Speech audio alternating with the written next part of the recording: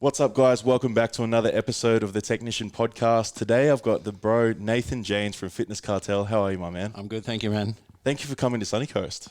Beautiful, love it here. Yeah, obviously with the Sippy Downs one being built just around the corner here, how do you feel having the foothold you do right now? With Maroochydore is the other one right now, isn't it? Yeah, that's been there for 7 years now, actually. Yeah, wow. Yeah, it was originally a world gym.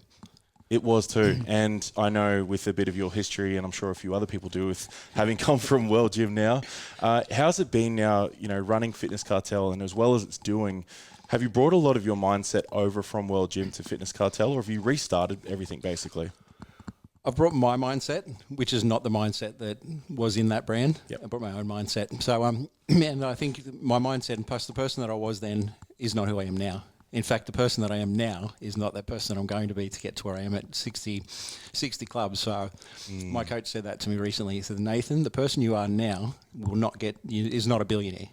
And he's not a billionaire mindset. And he said, so I'm not here to piss in your pocket, tell you what you want to hear.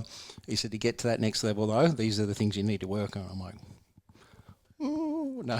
Are you happy to share those couple of things that he said for the traits-wise for a billionaire? Yeah, and I look... it's kind of eat the frog, the things you don't want to do, and sitting there reading through financials, and I've got a CFO now and the financial team on board, but sitting there digging into the numbers, looking at the numbers, then coming out with an action plan, like it's not fun work. Like back at Sippy, walking around with the builders, walls up, building that together, it's like Lego. It's like cool fun. Yep. And building a gym, now that's fun, and I like doing that. But that other stuff, reading financials and doing that thing, that's a discipline. And I mean, I'm disciplined. I love training and exercising, but I've just got to add more discipline into that. And it's one of those atomic habits that I'll be working on. Oh, I like that. And I'm assuming you've read that book as well? Yeah, over and over. And yeah. Would you say that's one of the best books that people can get into? Because I've found that, especially with my clients, when I'm wanting them to rewire the unconscious mind, it's like those micro stacking habits that shift to the big changes, right? Yeah. Have you found that very like for your success, that's what you've done basically on a basic level? Absolutely. Habit stacking is essential. Also looking at the bad habits and pulling them away, because we can easily go, let's add more and more habits in, but let's start moving some of the habits away. Like, I think one of the things, if I say yes to this, what am I saying no to? Hard boundaries, right? Yeah, and just say no quickly to things, because that also helps people. If just trying to think of an example, like I've got a person from a supplement company hassling us to try and put more subs into our gyms. We're good. We don't need that at the moment. We're building 60 gyms. I've got 3 more gyms or 4 gyms I'm working on. Yep. If I say yes to working on a supplement, I'm saying no to working on some new gyms. And that's building a whole gym. That's a much bigger return. Yeah, of course. And I think something I heard recently from Alex Hormozy, he said, get used to the juicy no's. Like it's easy to say like no to something that you can easily say no to, right? But then you've got these two things of almost equal value. You're obviously really good at seeing what's best for you and how to move the needle forward. Yeah. It's also, too, what's best for our team. Yep. Because we're, as we open a new club, that's 35, 40 new team members. And that also means it's a new regional performance person, a new general manager, which is cool because this is part of building. Because when you're starting to build up, there's a vacuum that starts pulling up. As a leader of the company, you're driving that with your team. So you're like pulling. There's a lot of effort. But it's also making sure that you're not getting distracted and going, oh, let's go over here. And that's kind of what I did at a period of time. I was trying to do too many things and you sort of like go, hang on, a lot of the main blocks that you need to push, the big rocks. Yeah, true. And I guess for where you're at now, it's taken you some time to learn a lot of these things. Knowing that a lot of people probably don't know your full story, I think I've seen someone that you started out as a trolley boy. Yeah, professional trolley boy, trolleyologist. Yeah, right. How old were you when that happened? 9 months, as soon as you was old enough to work. Yeah, right. So you were straight into the workforce. I just wanted money. We had no money. We were poor. Like I just wanted to be able to buy like a lunch at school occasionally like the other kids, or a pair of shoes, because it was embarrassing wearing like old clothes and secondhand clothes. Like, I mean, I was good. I'm not sooking about it, certainly. Thing, but having like hand-me-downs all the time, and just be cool to have a nice pair of new uniform like the other kids at school. Yeah, and I'm assuming from that, from a lot of people I've spoken to especially, it's like, did you have to deal with a lot of bullying during school because of that sort of stuff? Oh, a little bit. People more of the talking, but I'd fight them, so we didn't really much. And played rugby and box, so... Yeah, rugby league? Yeah, rugby union. Oh, rugby union, because you were down from Newcastle, yeah? Yeah. How was that growing up? Because I know we spoke a little bit about it before, with growing up in a household with a single-parent household. How did you go with that sort of stuff? Look, it was... Mum was always working. So school was not a priority and as soon as I was old enough too, I was a babysitter, helping get the lunches ready, doing the washing, whatever it is you needed to do to be pretty much like stepping in and being a part-time dad, I guess, now looking at it. Yeah, true. Lots of love. Like mum loved us like crazy, and I watched her struggle and working 3 jobs and crying and all those sort of things. And always, she bought a house, which is cool. But just watching that struggle is tough to watch your family go through. But I think my mum taught me how to do things. Like she was up on the roof putting roof sheets on and stuff too. My hot water heater broke in the first house I bought, and she come over, took off the pressure release valve, went and bought a new one. So I learned all this stuff, and it's like, so when people go, oh, that's a girl's job or a guy. Nah. None of that, We right? just do yeah. it. It's got to get done. Yeah, wow. I think now knowing how successful you've been and knowing that a lot of people will say you need that like masculine drive to, you know, become successful and do the things you've done. How did you find that? Like, how did you step into like just going after it in hustle mode? Like, what was that started that? Masculine drive. Well, it's kind of like they talk about a lot about the masculine and feminine within men and women, right? Yeah. So there's not necessarily male and female, but it's like you were very much like, let's get shit done. How did you embody that? Was that through mates around school, or you just picked it up yourself? I don't know. I think a lot of it's just your mindset. It's like what you want, and then I think with particularly watching my mum do things too. Like she didn't, so she'd learn or she'd just do it, and we had to do it. There's no other way to do it. Where a lot of people now are just like, oh, I don't know how to do it. I'm like, no. We're in the age where you can learn anything. Like it's all there. You can ask people. You can jump on social media. Like it's so easy to learn, but you just got to execute. Yep. And you just got to get it done.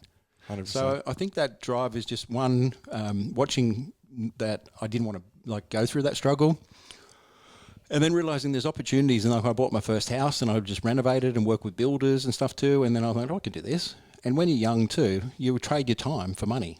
It's simple. If you trade time for money, eventually then you get money. Then you use the money and trade it for investments and start making money. Yeah. But you've got to do it early, and you've got to try and stay away from the distractions too, which is hard. Anyway. Yeah, well, I guess like having come, as you said, you've gone through that. You've come through school. You're doing your thing. When did you really start to taste some of your early success in those early years? I think it wasn't for a long time in my real estate career, because I went from working in a warehouse. It was my first real-time job. I left school at the end of year 10, like year 10 finish. I just didn't like school. Neither. No, I like the fact there were heaps of girls there and you could meet lots of girls. That was all I liked about school. Yeah. But for me, I wasn't one that would sit and learn. And it's just like sitting in a classroom, it was boring. Like I need to be involved or interactive. So I'd be that kid making noises and getting kicked out of the classroom, probably like. And then it's funny because one of my coaches now used to be the headmaster of private schools and built schools. Oh, right. And so he's coaching me, and I'm like, I'm actually paying someone from the educational system to coach me. Yeah, right. Because what sort of stuff is he teaching you mainly? Well, he's the chair of the Tech Vistage group, which is the largest CEO group in the world, and he's actually the chair of that group. So he's coached lawyers and all sorts of people and the heads of companies, and he's kind of coaching is you've got coaches that are telling you what to do, but most of the stuff we already know what to do. It's just you've got to have somebody who's got to ask the questions and get you to answer, and then you go, oh, you have epiphany. Oh, really? Yeah, I love that. I love that he coaches that way, and it shows that the high level people like yourself, it's not necessarily like you need more. You just need someone to see your blind spots, essentially, right? Yeah. Is there any blind spots he's picked up on already working with you? Oh, the financial one for sure. Gotcha. And probably a lot of the stuff too. There's things that I would have brought to him too, and I think a lot of people message sent is not often the message received. So I'll go, boom, boom, boom, boom, boom, and I'm working at 1,000,000 miles an hour. We've got nearly 600 people in our group. There's one of me, so I'll go into the club and I'll notice something, and it's like trying to get the message across as quickly as possible, and then making sure that they hear the message of what I'm trying to say as well. Because I really have this very high standard of how we want to keep our clubs clean and customer service and. Yeah, it's just making sure you get that across in a caring manner. I've noticed, I've been reading through like a heap of reviews and stuff actually about some of the gyms, and the biggest feedback that I've seen is that they love the way that everyone's very supportive in the gyms. And like when you walk in, I think I heard you say as well, one of the biggest differences between people coming to like a big gym and maybe like a smaller local gym is how they're treated, right? The personality in it. But they found that in Fitness Cartel, like you walk in and anyone at the reception desk will stop what they're doing and go, hey, how are you? What's going on? How can we help you? How the hell did you get that through so many gyms and such big gyms? Because that's a big thing, man. Yeah, well, culture. Yeah. It's all about culture. Culture is everything for breakfast. Well, that starts with like any operation. It starts with the top and the team, the leadership team. So we do culture. We bring in the culture doctor, which is actually that gentleman I was talking about before. He's got Gotcha. a doctorate in culture. Yeah, cool. Yeah, so we'll go through and we'll make sure the culture that we're talking about, the team understand and they own it. One of the things you'll notice with the Fitness Cartel too, because when we started the brand, what we did is I've got one of my friends that owns a really successful real estate agency, and real estate agents are known to be sleazy and sneaky and dodgy. But he's got a lineup of people wanting to work for him. He's got great reviews, and he just was exploding. Anyway, I went down and talked with him. This is around the COVID period. We're building the brand, and basically he was getting coached by some of the presidents of Disneyland. Yeah, right. Anyway, and then you got the lanyard around your neck, which is what we have at Fitness Cartel with our values on it. And the way to start for anyone that's doing a business or wanting to do a business to work out the culture is, one, look at your industry and then look at the reasons people don't like it. And then work the other way around. I really like that. And it's obviously what you've implemented straight into Fitness Cartel. Well, let me tell you what people don't like about gyms. There's huge dudes like me, intimidating. Yep. Well, generally that's what people think, is that there's like massive dudes that are intimidating and scary. Not friendly or whatever it might be. Yeah. And number two, they're not clean. So they're intimidating, they're not clean, and then generally personal trainers are sleazy. That's what people really think. So when we go into a Fitness Cartel and you smell the nice smell as soon as you walk in reception, like Peter Alexander Candle, you smell. So you smell that and go, oh, this is nice, and you've got the nice lighting, you've got a nice person at reception. And the number one thing they're not doing is they're not staring at their phone like you would in some of those gyms. Because who likes walking into a business where someone's like looking at their phone and walking around and you're like, oh, it's intimidating and scary already. Yeah. Oh, that person doesn't care about me. Well, at Fitness Cartel, you're not allowed to have your phone or you'll be fired on the spot on reception. Okay. That's part of your employment contract. Which is a pretty I feel like that's a pretty basic expectation, right? No. But you don't see it very often. No, you can walk into most gyms and you'll see someone on reception with their phone sitting there on the counter, just ignoring everyone. They're not there. They're just there on their phone. It's okay. Well, that's how they run their business. That's what people don't like, though. Yeah. And I find that obviously then some of the most successful people that are coming through, you're able to embody what you embody as a person into the team and the culture, because they see what you do and they want to be like you, I'm assuming. Yeah, of course. And it's really just old-fashioned customer service. Hey, how you doing? How's your day? What are you training today? Just small interactions. Did you become a PT yourself before you started getting into this? Like you were selling memberships at one point too, yeah? Yeah, memberships. I was number one in the country. I've still got the trophy, actually. Yeah, right, yeah. 2.5 or so. And that was for Genesis, yeah? Yeah, great business. If you were to give people any sort of advice on how to become a great salesman, what were some of the things you'd tell them? Ask questions. Simply ask questions. What is it you're trying to achieve? When are you trying to achieve it by? And why is it important to you? They seem like pretty basic questions, but people don't ask them, do they? Everything's basic. Everyone's just over-engineering everything. You'd listen to Hormozy. It's the same complex. Like, you just outwork everyone. Work harder than everyone. Put more effort in. And then what you're not so good at, practice on it. Practice and practice until you become good at it. It becomes a strength. And then you got all your power-ups. But asking what people need, like it's called a needs analysis in a gym. You walk in and say, oh, what brought you in here today? Oh, I'm just looking around. Okay, no worries. And what exactly are you looking around for? Yeah, I've had gentlemen come in before. We had in the Genesis chain, we had a gym down the road which was like half the price of us. There was another gym at $5. We were $20. This is going back 9 years ago. And if you went into a gym and said how much your price is, they'd go to the $5 a week one, or they'd go to the one down the road. But this guy walked in. He's got a heater. He's buying a heater. He's down because Good Guys are in the car park. It's a homemaker centre. Yep. He's walked into reception and they said, oh, can we help you? He goes, no, I'm just looking. So I happened to walk around the corner. I said, oh, no worries. What are you looking for? Open-ended question. Yep. He goes, nothing. I went, oh, okay. If there was something you're looking for, what would it be? And he said, I want to have a look around. I said, oh, no worries. I'll show you around. And the guest register, he goes, I'm not signing in. I said, okay, you don't need to sign in. Can I grab your name? So this is a hard nut to crack. And all it is about slowly getting the yeses and getting the buy-in. I said, look, I'm going to sit down with you and just ask you a few questions if that's okay. And before he said no, I pulled the chair out.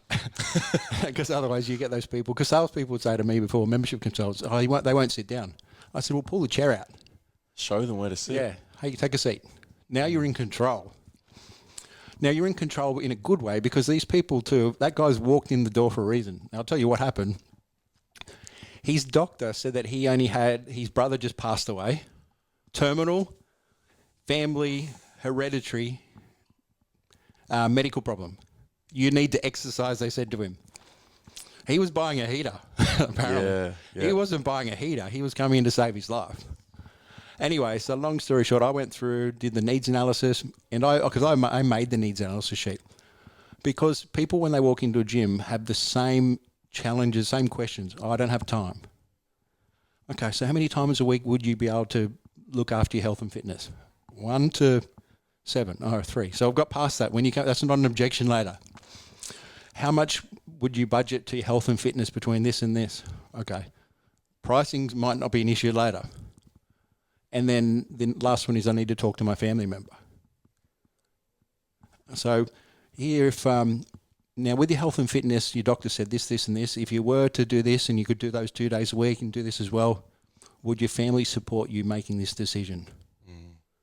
Would they? Really, tick, tick, tick. They're the 3 objections they're going to bring up later. I haven't even gone to price. We haven't even looked at the place yet. Because the reason, do you know why people ask how much it is to join a gym? No. Because they don't know what else to ask. Yeah. They haven't been in. These people haven't, this guy has never been into a gym before. Yep. So if you ask the $5 a week one and $10 a week one or whatever they are, how much the price is, then you're not going to win. You're not going to win their business. Yep. You're not going to get the sale. And that's probably a tip for people selling anything. Start asking questions first and work out what the objections are that come up all the time. And make your needs analysis sheet. Damn, even just that, for anyone listening right now, like that is some absolute gold, because that, as you just said, Nathan, is that could be for anything, right? So even for my coaching, if I'm getting someone to invest, like it's quite a high ticket premium level pricing, it's like, well, of course, the first thing they're going to ask is how much is it? If they think, well, if this is coaching that's going to change my life from the testimonials I've seen, I'm just going to assume it's a lot of money. But then compared to what? Yeah. Compared to, if it's going to change your life and stop you doing the shit that's making you feel like crap, I feel like it's pretty invaluable, right? If you've got the key, the solution to what somebody wants here, the price is not really a problem if they want it bad enough. Yeah. If they really want it bad enough. If they're just shopping around for price, they just forget about it. Go and coach yourself. Yep. Go coach yourself. If you're coaching yourself's work so well so far, then good. Continue doing that. But if you're not happy where you are right now and you want to get better, find a coach. Usain Bolt, Federer, they all got coaches. The greatest athletes in the world have coaches. I have coaches. I've got a billionaire coach, I've got a mind coach, and I've got my Vistage coach. I've got 3 separate coaches for different things. And probably Grace, my fiancée, soon to be married, is my stability coach, my keeping it real coach, or my mum. But you know what I mean? Yep. That's the thing. If you have the solution and you can paint the picture. So if people come in and they want to buy something, they've got a need for something, and you can go through and you can satisfy that need with a solution. That's people try and shortcut that whole process.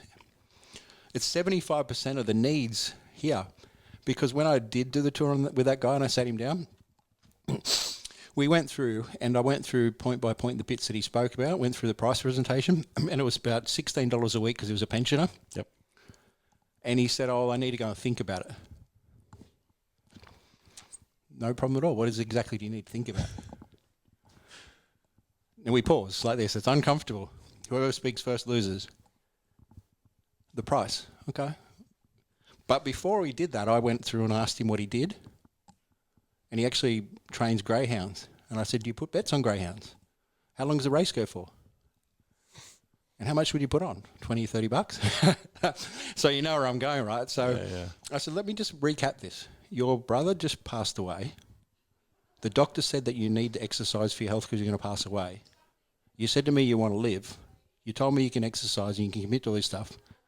And you spend 30 bucks on greyhound running around the thing for 30 minutes and we're discussing price. Am I missing something here? Jeez, it must surely that landed for him like a ton of bricks. Oh, he joined. He lost 25 kilos and didn't die. How good's that? Yeah, so that's if you're really good at what you do and you really care. Like I'm really good at my sales job. Really really care. I wanted people to, and I've had ladies message one day saying hello arsehole, and I'm like, oh gosh, which girl could this be? And she lost 97 kilos because she came in crying. She was like nearly 200, and the doctor told her she was going to die as well, because I'm in that industry. And if you just walk into a normal gym and they're on their phone, they don't give a shit. They've got the courage to get up. Some people are terrified to walk in the door, and when you get them, you go through, you sit down with them and you ask the right questions, come up with the solution, then you close the sale, and then they get a result, and then they bring more people. That's how it works. I love at the core there what you said. It's because you care. And I think what can be misconstrued sometimes is a lot of people will be like, oh, I hate sales, I hate this. Well, you must hate helping people then. Because at the end of the day, as you just said, it's like most people have self-sabotaging ways, right? They're going to speak themselves out of something that might actually help them. Because deep down, change is scary from what I've seen. For a lot of people, they will avoid it like the plague. Yeah. But you being able to lead them through and show them, like that bloke, it's like, well, I care enough about you to help you move through your own shit to make sure that you change, which is really, really cool. Where does that come from? Why do you care so much about people? I don't know. It's just me. Even even when I started doing the coaching stuff before, and I stopped doing it because I can't fit people in because of my work style. Yep. Like I can see people's potential more than they can. Yep. And you probably can with the people you coach. You're like there, and you just listen to me. Yeah. And it's tough, but that's the thing too. Like it comes down to, do people really want it bad enough? Because it sucks. Exercising sucks. Getting coached sucks. Like it's like, oh, I've got to do this. Yeah, you do. And if you do that eventually and you can stick to it, it will happen.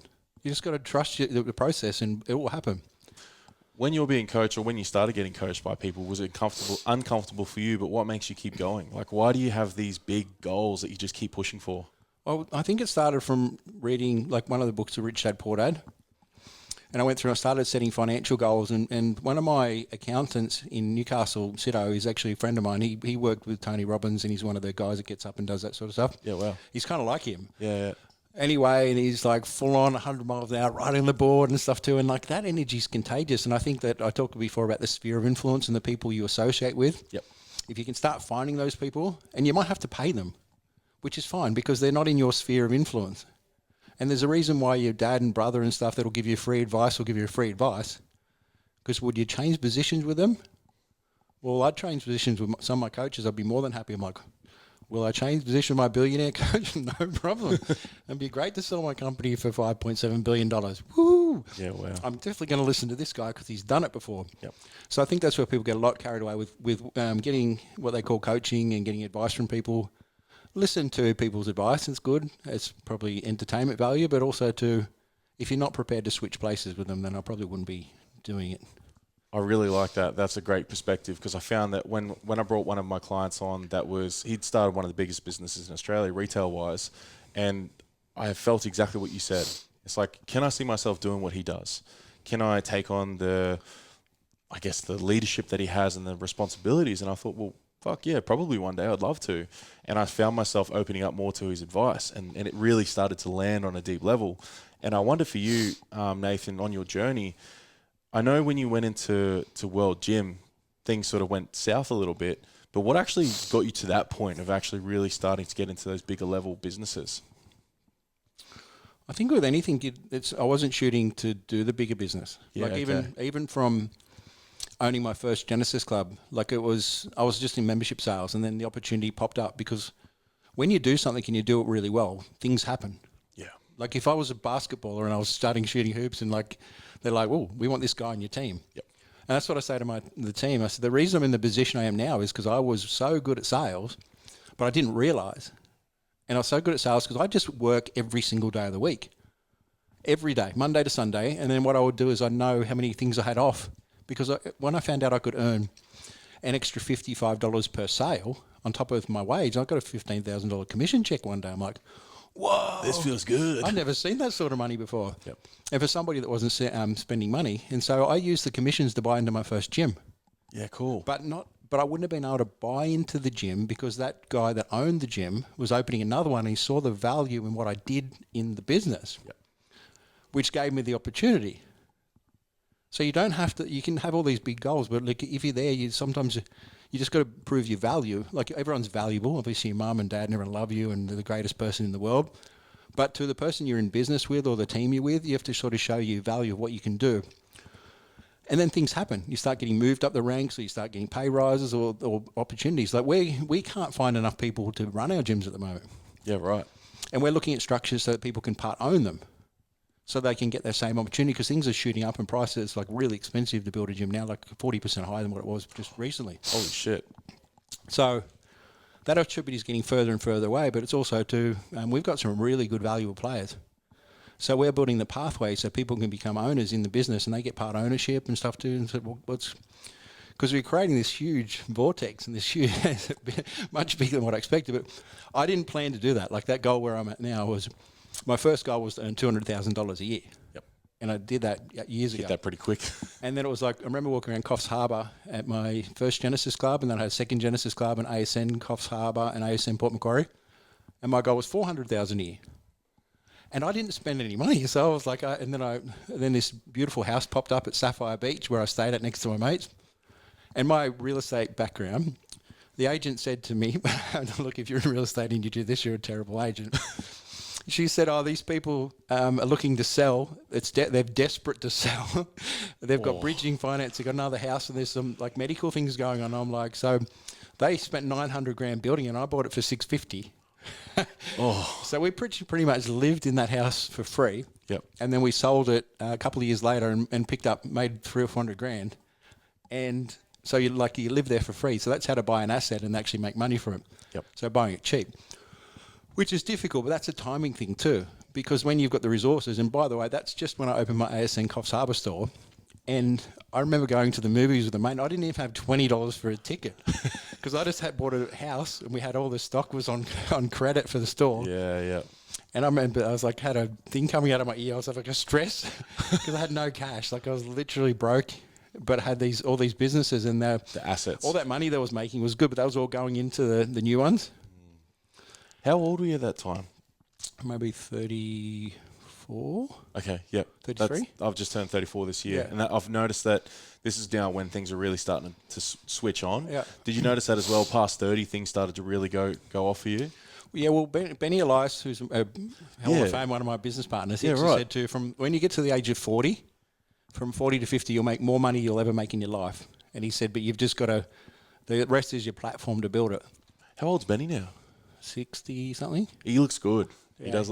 What are you, only just over 40, I'm assuming? Me now, 45. Yeah, right. So so now everything's just taken off in the last 5 years, I'm assuming, as well. Yeah, it is. It's going fast. But also, I've never made so much money in my life, but I've never spent so much money. Because it goes in and out and in and out. Yeah. It's one of those things of reinvesting, though, because the projects get bigger. And this is where people can grow broke. Grow broke. Grow broke. I like that. Yeah, and we've had, looking at how many projects you've got on, how much capital it's going to take.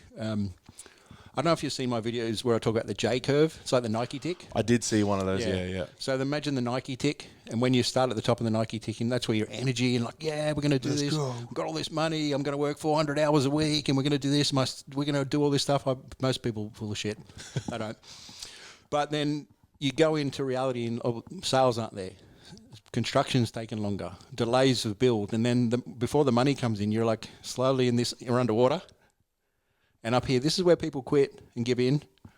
And this is where you start popping out of water, and then eventually it goes up.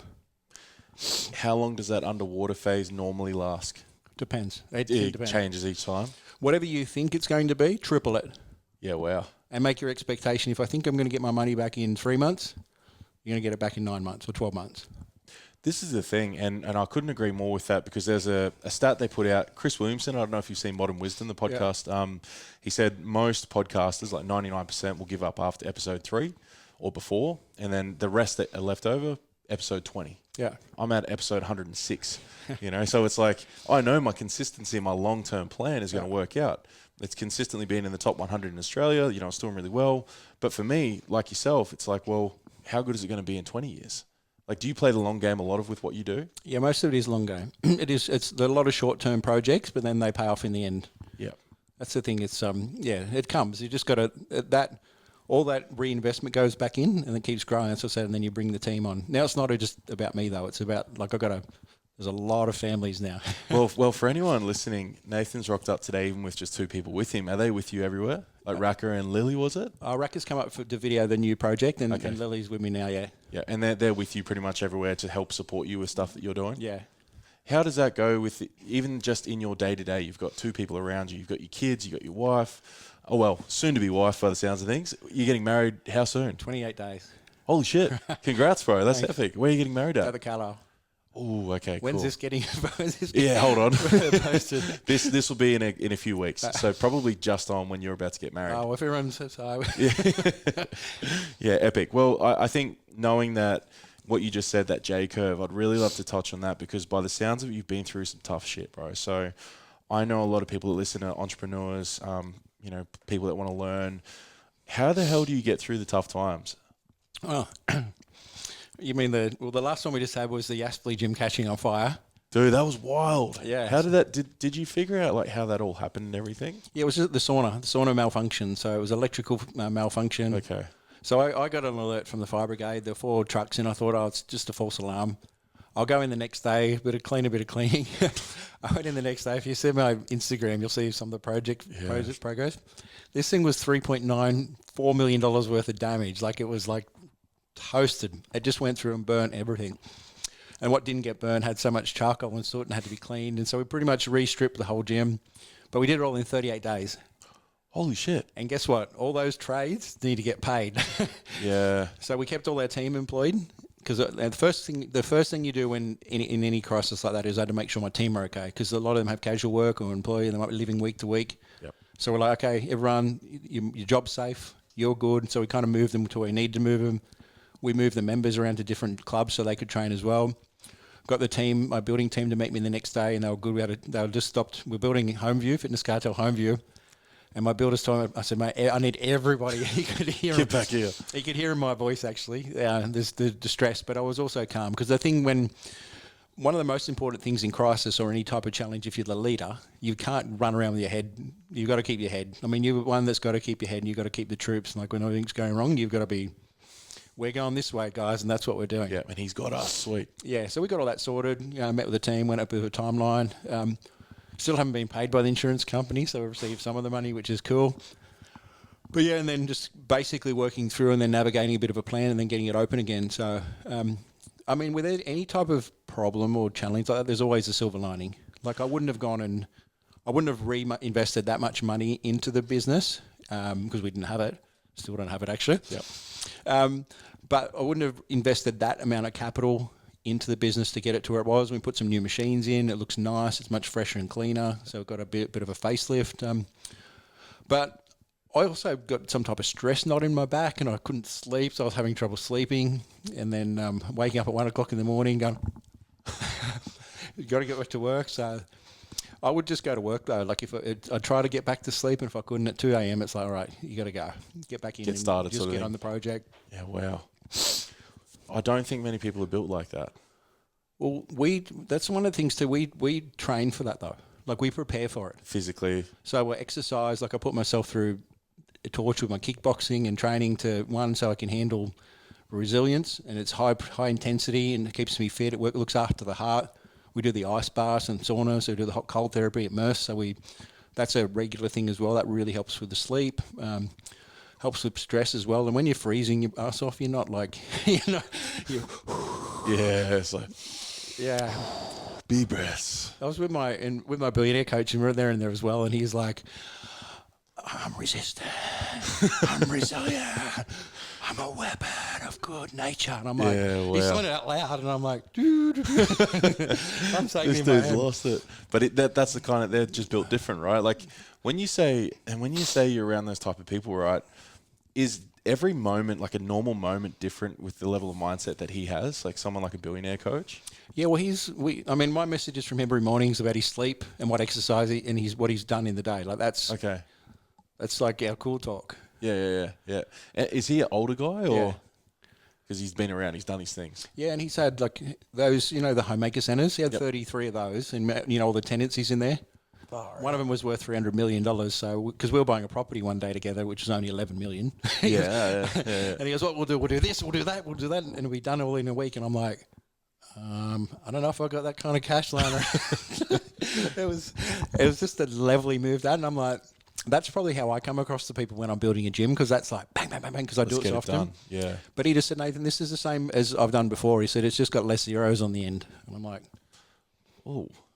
okay, yeah, I haven't really seen those zeros on the end. Maybe it'll be easier when I see them. Yeah. Well, again, like you're still so young, man. Like when you look at some of those guys, like some of the guys I've worked with, it's just hitting their paces at like 45 to 50. Yeah. You know, and like I'm assuming he's in like his 60s or 70s or something like Yeah. that. So knowing that you're what you're going to be at and where you're pushing to be, which I said before, for anyone listening, Nathan's wanting to have 60, was it by 2029? Yes. And you're on track for that. Yeah. Yeah, we've got 12 open now, another 4 or 5 opening mid next year. Okay. So then we've got New Zealand's got 5 to do, Western Australia's got 15 to do. So we kind of carved it out. So there'll be different groups of our team doing different areas. What's this? Is this Merce a new addition that you've brought in? Like, what happened there? Well, I started looking at Joe Rogan, and you listen to Joe, you listen to who else? Diary of a CEO, we've Yeah. been talking about that sort of stuff. All the guys, Diary CEO, everyone, all these billionaires and stuff too were talking about like ice bath and hot cold therapy. Yep. And listen to Huberman, watch Dr. Huberman talk. Yeah. And I was looking at this stuff, and then we started doing it. And I'm now at 10% body fat, the leanest I've been because I track it all the time. Holy shit.